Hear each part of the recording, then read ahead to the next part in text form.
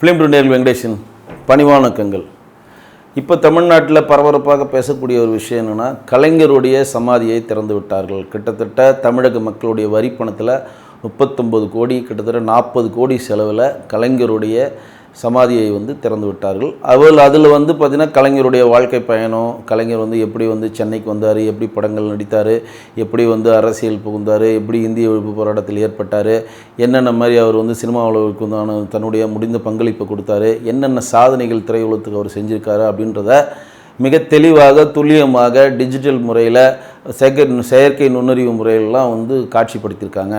ரஜினி முதல் கலைஞர் திருவாரூர் சென்னைக்கு ட்ரெயின் ஏறி தான் வந்தார், தொடர் வண்டியில் மூலம் தான் வந்தார். அந்த தொடர் வண்டியிலே உட்கார்ந்து கலைஞருடைய வாழ்க்கை வரலாறை ஒரு ஸ்டேஷனாக போய் பார்க்குற மாதிரி காணொளி மூலம் ரொம்ப தெளிவாக வடிவமைச்சிருக்காங்க. இன்னும் சொல்லப்போனால் கலைஞருடைய சமாதியில் அங்கே இருக்கக்கூடிய மற்ற சமாதிகளை விட வித்தியாசமான சமாதி. மற்ற சமாதிகள் பார்த்திங்கன்னா ஜெயலலிதா அம்மார் சமாதி இருக்குது, இவர் நம்ம அண்ணாதுரை அவர்கள் சமாதி இருக்கிறது, எம்ஜிஆர் சமாதியில் இருக்கிறது. ஆனால் கலைஞருடைய சமாதிகள் மட்டும் சமாதி கீழே சுரங்கப்பாதை மாதிரி வைத்திருந்து உள்ளிருந்தே முழுக்க கலைஞருடைய வாழ்வியல் விஷயத்தை பற்றியும், கலைஞருடைய என்னென்ன விஷயங்கள் தமிழ்நாட்டுக்கு அவர் செஞ்சார், என்னென்ன புது திட்டங்கள் தமிழ்நாட்டுக்கு கொண்டு வந்தார் அப்படின்ற விஷயங்கள்லாம் காட்சிப்படுத்தியிருக்காங்க. அந்த சமாதிக்கிலிருந்து வெளியில் போனீங்கன்னா அப்படியே வெளியிலேருந்து பார்த்திங்கன்னா மெரினா கடற்கரை தெரிகிற மாதிரி அந்த சமாதியை கட்டியிருக்காங்க. அந்த இடத்துல தான் கலைஞருடைய அந்த கடற்கரை தாண்டி கொஞ்சம் தூரத்தில் தான் கலைஞருடைய பேனாவை 81 கோடி வைக்கிறதுக்கான ஒரு ப்ராஜெக்ட் போச்சு. மிகப்பெரிய எதிர்ப்பை எல்லாம் செலுத்துனதுனால அந்த ப்ராஜெக்ட் இப்போ ஸ்டாப் பண்ணி அது உள்ளே வைக்கப்பட ஒரு பேச்சு எழுது. அப்போ கலைஞருடைய நினைவு மண்டபத்தை நீங்கள் சுற்றி பார்த்துட்டு அந்த சமாதியை சுற்றி பார்த்துட்டு நேரடியாக போய் ஒரு பால்கள்லேருந்து பார்த்திங்கன்னா நம்மளுடைய வங்காள விரிகுடா கடல் தெளிவாக தெரிகிற மாதிரி தான் அங்கே செஞ்சுருக்காங்க. அப்போ இவ்வளோ செஞ்சு அங்கே மிகப்பெரிய லெவலில் கூட்டம் வருகிறது. ஆனால் இப்போ பப்ளிக் அலோவ் பண்ணல, இனிமேல் தான் பப்ளிக் அலோவ் பண்ணுறாங்க. இப்போ கூட வடிவேலு போய் பார்த்துட்டு அவர் எப்போதுமே திமுகவுடைய சொம்பு தூக்கின்னு மறுபடியும் அவர் நிரூபிச்சிருக்காரு.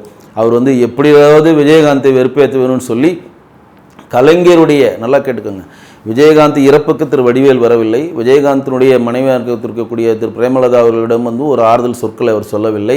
அதேமாரி விஜயகாந்துக்கான இரங்கல் கூட்டம் நம்ம காமராஜ் அரங்கத்தில் நடந்ததுக்கு நடிகர் சங்கத்தில் சேர்ந்தவர்கள் எல்லாரும் அப்பையும் வடிவேல் அதற்கான பங்களிப்பை கொடுக்கல. விஜயகாந்த் குடும்பத்தை பற்றி, விஜயகாந்த் மறைவை பற்றி இதுவரையும் ஒரு வாழ்க்கை தெரியாத திரு வடிவேல் அவர்கள் கலைஞருடைய சமாதி திறந்த ஃபஸ்ட்டு நாளே நேராக போய் உட்காந்துட்டு அந்த பேட்டரி காரில் போய் சுற்றி பார்த்துட்டு அங்கே போய் கலைஞருடைய புகழ் பாடி, கலைஞர் எனக்கு இம்சை அரசன் படம் ரிலீஸ் ஆகுது, கலைஞர் தான் ஹெல்ப் பண்ணார், ஏன் இம்சை அரசன் படம் ரிலீஸ் ஆகிறப்ப இந்த படத்தை ரிலீஸ் பண்ணக்கூடாதுன்னு சொன்னாங்க.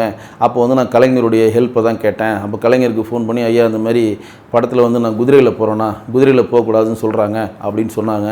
உடனே கலைஞர் சொன்னார், யோ ராஜா குதிரையில் போகாமல் யாரையா போவான், அதெல்லாம் ஒன்றும் பிரச்சனை இல்லை, நான் பார்த்துக்கிறேன், போடியா அந்த ராஜாவுக்குன்னு சொல்லிவிட்டு நம்மளுடைய ராஜாவுக்கு ஃபோன் போட்டிருக்காரு. அவருக்கு ஃபோன் போட்டு கலைஞர் சொல்கிறாராம், யோ நீனு ராஜா தானையா, ஒரு ராஜா குதிரையில் போகக்கூடாதுன்னு சொல்லி இந்த படத்தை தடை பண்ணுறாங்களே, அது என்னன்னு பார்த்து முடிச்சுக்கூடியா, அப்போ ராஜா குதிரையில் போகாமல் கழுதையில் போவான் அப்படின்னு சொல்லி ஒரு காமெடியாக சொன்னார். இந்த நினைவெல்லாம் கூட திரு வடிவேல் அவர் பகிர்ந்திருக்கிறார்.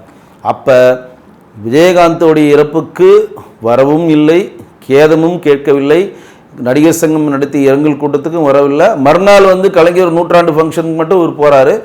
இப்பொழுது விஜயகாந்தனுடைய சமாதிக்கு இன்றைக்கு வரையும் எந்த ஒரு கட்டமைப்பும் இல்லாமல் சாதாரண பேரிகார்டு போட்டு வச்சுருக்காங்கங்க.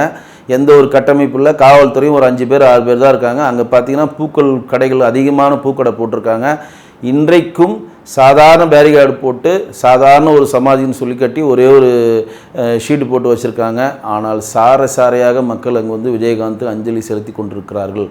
விஜயகாந்தினுடைய சமாதிக்கு வரமாட்டேன்னு சொல்லிவிட்டு வேண்டுமென்றே கலைஞர் சமாதிக்கு முதலில் போய் விஜயகாந்தினுடைய குடும்பத்தினுடைய எதிர்ப்பை சம்பாதிக்க வேணும்னு வடிவேல் தொடர்ந்து செயல்பட்டு கொண்டிருக்கிறார். அதாவது நீங்கள் வரல அதோடு முடிச்சிருக்கலாம், ஆனால் அங்கே போயிட்டு உடனடியாக முதலாளாக போய் கலைஞர் சமாதியை நான் பார்ப்பேன், முதலாளியாக கலைஞருடைய புகழ் பாடுவேன்னு சொல்லி திமுகவின் சொம்பு தும்பிக்கு மாதிரி காட்டி கொண்டிருக்கிற திரு வடிவேல் அவர்கள் மனம் இங்கே வரணும். அதே மாதிரி திரு கலைஞர் அவர்கள் தமிழ்நாட்டினுடைய முதலமைச்சராக இருந்தார், அதை பண்ணார் இதை பண்ணாருன்றதெல்லாம் அடுத்த கதை. ஆனால் ஒட்டுமொத்தமாக தமிழ்நாட்டில் இருக்கக்கூடிய எல்லோரும் ரசிக்கக்கூடிய ஒரு ஆளாத கலைஞர் இருந்தார்னா கிடையாது.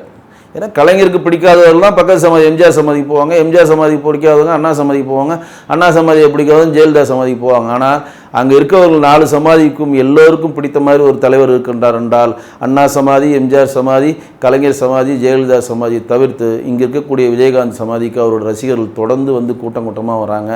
நீங்கள் இவ்வளவு செலவு பண்ணி கிட்டத்தட்ட 39 கோடி மக்கள் வரிப்பணத்தில் செலவு பண்ணி கூட்டத்தை கூட்ட நினைக்கக்கூடிய நீங்கள் ஒரு பணம் செலவு பண்ணாமல் இன்றைய வரையும் கூட்டத்தை அள்ளி கொண்டிருக்கிறது விஜயகாந்த் சமாதி.